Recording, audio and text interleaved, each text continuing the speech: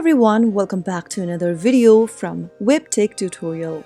In today's episode, I will be guiding you through how to view saved password on MacBook Pro. So let's get started right away.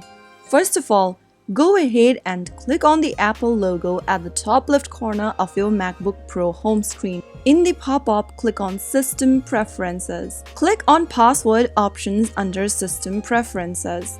You will be prompted to enter your password or authenticate using your Touch ID. After you enter your password and get to this page, you will see a list of websites and accounts with saved passwords. Click on one of the websites you would like to view your password, and then this will then show you the details. Simply go ahead and mouse over to the password option, which will then reveal your password. So that is how you can easily view saved password on MacBook Pro. If you found the video to be helpful, go ahead and give us a thumbs up. Don't forget to subscribe to our channel by hitting the subscribe button. Also, press on the notification bell so that you'll never miss another upcoming upload from us.